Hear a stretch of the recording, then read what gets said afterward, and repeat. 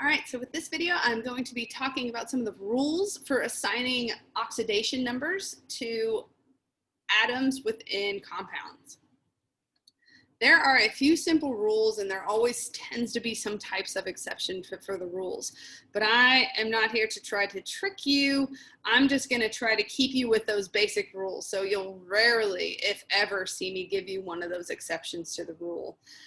So what are the rules for assigning oxidation numbers? There's I think like 4 of them. So rule number 1 is hydrogen is almost always has an oxidation number, an ox number equal to +1. Okay. This is different if hydrogen is bound to something that's more electronegative to it than it. But again, we haven't really discussed that. I think LiH, lithium hydride, is the only example that I can think of in my head where hydrogen's -1. Almost every other case I can think of, hydrochloric acid, HCl, sulfuric acid, H2SO4, all of those hydrogens have a +1 value. Okay. So that's rule number 1 talks about hydrogen. Okay. Rule number 2 talks about oxygen. Okay. Oxygen has an oxidation number that's always equal to -2 unless it's in a peroxide or a superoxide, and then it's changed. Again, almost every case I'll give you, though, it's just going to be regular old good old oxygen with a -2 value. I would probably tell you it's a superoxide or a peroxide if that's not the case. Okay. Rule number 3, it has to deal with group 1 and group 2 cation. Actually, it's just, maybe I'm not even going to say group 1 and group 2. It has to deal with essentially ions. Okay. Ions, monatomic ions, All right, so I'm just talking about like calcium 2+, sodium+, chloride -, sulfide, S2-. So monatomic ions always have the oxidation number that's equal to the charge. Okay, so the oxidation number equals the charge on that ion. Okay. So there's that. And then the 4th and final rule is that the sum of the oxidation numbers must equal the charge on the compound. Okay. So this goes for whole compounds, compounds that are neutral, like LiOH, lithium hydroxide, that base. See, that's a neutral compound. And it also goes with those polyatomic ions. So like NO3 is nitrate, and it has a -1 charge. So what this last rule is essentially saying is that all the oxidation numbers for that you assign to lithium, oxygen, and hydrogen in this compound must equal 0.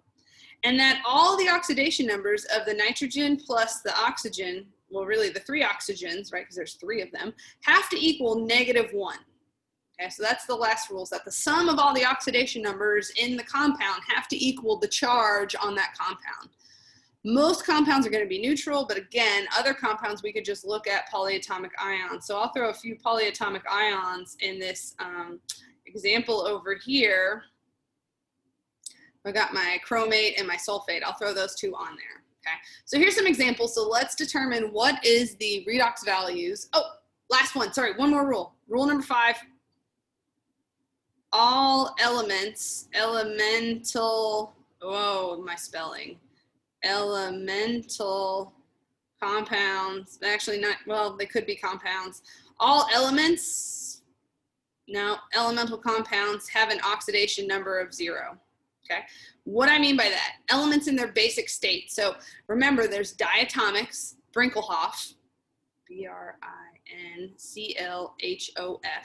So if I have Br2, the redox value on both those bromines is 0. That's its elemental state. If I have N2 gas, again, the redox on that is 0 because that's its elemental state. Carbon, so a lot of them, so we only have like these 7 diatomics, and we have 2 tetraatomics and 1 octatomic. The rest are all monatomic. So like carbon by itself is carbon solid, right? That has an oxidation number of 0 because that's in its elemental state. Sodium metal, that showed you week 1, right, by reacting it with water, and made that base, made sodium hydroxide. That was cool, Dr. Hughes. I know. Sodium metal by itself is its elemental state. It has an oxidation number of 0. Okay, so that's what I mean by all elemental. And then maybe I put compounds in quotes because NaS is not really a compound, it's an atom. But you get what I'm saying here. Anything in its elemental state has an oxidation number of 0. All right. Unfortunately, in my examples over here, I don't have any of those examples where I have an elemental state, but all these are compounds for sure. So let's go ahead and start assigning redox values to these compounds. Sodium iodide. So number 1, sodium iodide. Overall, it's net neutral, right? I don't have any charge up here, so it's net neutral. Sodium on periodic table, always coming back to sodium. Sodium group 1, right? And iodide is a halogen. Or yeah, a halide or halogen over here on the far right. So this is a salt, right? It would be Na plus and I minus. And you know that because of where they're located on the periodic table. And again, overall it's net neutral. So iodide has a charge of -1 on it once. And so its oxidation number is -1 and sodium is +1. So those are the redox values for sodium and iodide respectively. Here we go. This compound has 3 elements, and it gets a little trickier because I've got lithium nitrate.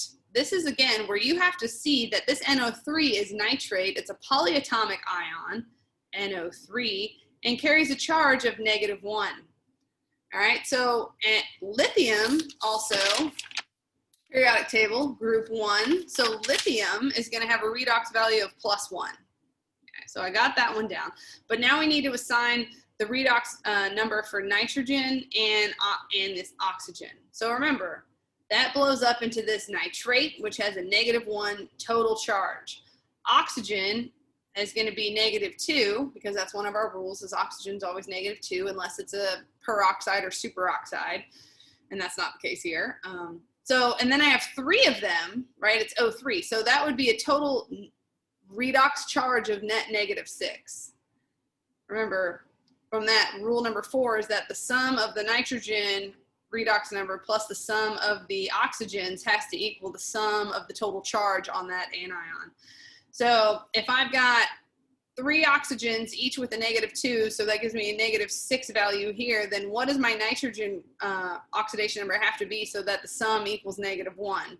Well, it's going to have to be +5. So my nitrogen here is +5, and my oxygen here is -2.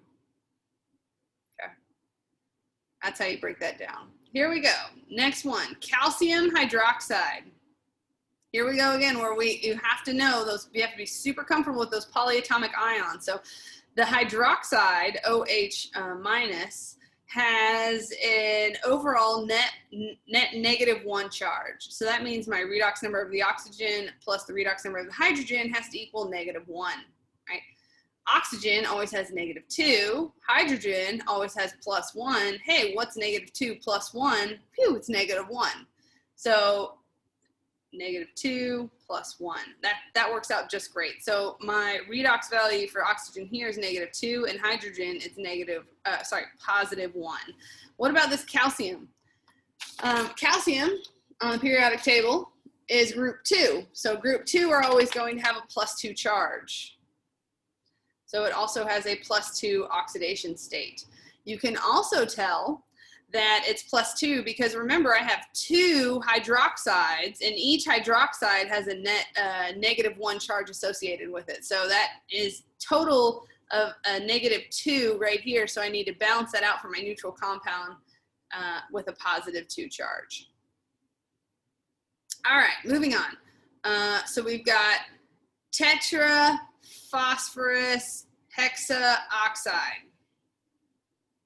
Okay, it's a covalent compound. And what do we need? So here we know that oxygen always has a -2 charge. We can also see that this compound is net neutral.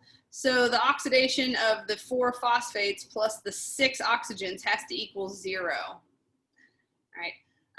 So if oxygen has a -2 charge and I've got 6 of them, that means I've got a -12 charge here. So to balance that out, I'm going to have a +12, right? Because they have to equal 0, But I also, well, that's what I need, but I have four atoms that have to sum up to positive 12. So each of those then is going to have a positive 3 redox number associated with it. So my phosphorus here is a +3 oxidative state, and my oxygen is still -2. All right, clearing that up, moving along. Sulfate, SO4. Maybe I'll move this down a little bit. Sulfate, SO4 2-. All right, so sulfate. So oxygen, -2 again, right? I've got 4 of them, which gives me a total of -8. And when I sum up the redox values between the oxygen and the sulfur, it has to equal -2 because my total charge is -2. So what plus -8 equals -2? That's going to have to be a +6. And look, there's only 1 sulfur, so this whole sulfur takes that +6 charge with it. Lastly is the chromate, so Cr2O7 2-. All right, similar, right? Again, it's just like knowing these rules and being able to recognize those polyatomic ions. I cannot say that enough. Oxygen always has a -2. There are 7 of them, so that's total of -14. Remember, the sum of that plus what the sum of my 2 chromiums has to equal -2. So I need this value to be +12, right? Because +12 minus 14 is -2. So +12 has to come from these CRs, but how many do I have? I have 2 of them. So what's 12 divided by 2? It's +6, right? Because each chromium has to is bringing that +6, so that gives me that overall +12 value. I would say practice, practice, practice. There are a lot more problems on the homework and more problems in the back on exercises with answers, so you could go through and assign redox values for all the atoms in some of these compounds and then check yourself before you wreck yourself.